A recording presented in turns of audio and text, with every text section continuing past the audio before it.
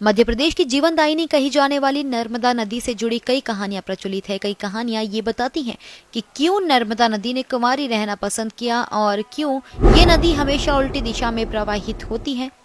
तो आइए जानते हैं क्या है नर्मदा नदी का इतिहास। नर्मदा नदी मध्य प्रदेश में स्थित अमरकंटक की पहाड़ियों से निकलती है। नर्मदा नदी को रेवा के नाम से भी जाना जाता है। यह मध्य भारत की एक नदी और भारतीय उपमहाद्वीप की 5वीं सबसे लंबी नदी है। यह गोदावरी नदी और कृष्णा नदी के बाद भारत के अंदर बहने वाली तीसरी सबसे लंबी नदी है।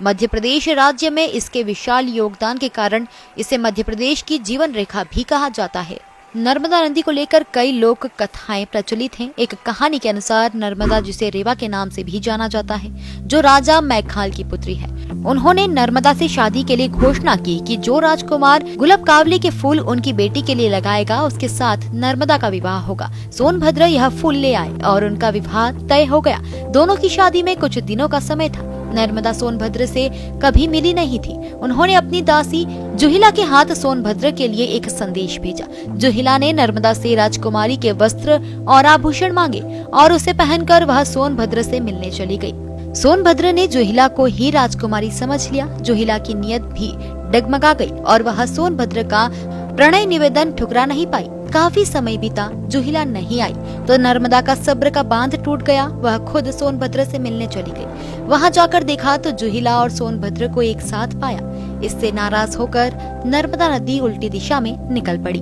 वहीं एक अन्य कहानी के अनुसार सोनभद्र नदी को नद कहा जाता है। सोनभद्र और नर्मदा दोनों के घर पास थे। अमरकंटक की पहाड़ियों में दोनों का बचपन बीता। दोनों किशोर हुए तो लगाव और बढ़ा।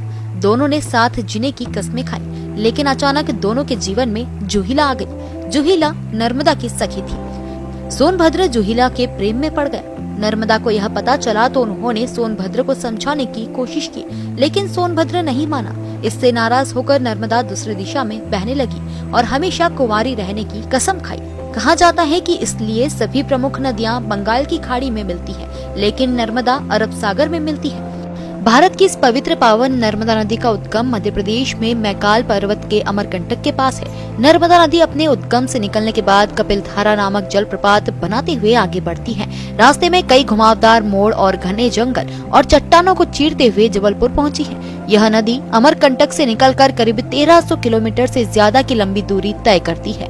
अंत में यह गुजरात में खंबात की खाड़ी के पास सागर में समा जाती है। नर्मदा नदी को भारत की प्राचीन और 7 पवित्र नदी में से एक माना जाता है। कालिदास ने भी नर्मदा को सोन प्रभवा कहा है। रघुवंश में नर्मदा का उल्लेख है। मेघदूत में रेवा या नर्मदा का सुंदर वर्णन है। विश्व में नर्मदा ही एक ऐसी नदी है जिसकी परिक्रमा की जाती है और पुराणों के अनुसार जहां गंगा में स्नान से जो फल मिलता है, नर्मदा के दर्शन मात्र से ही उस फल की प्राप्ति होती है। ऐसी ही और इंटरेस्टिंग न्यूज के लिए फॉलो कीजिए दी जियाना न्यूज को।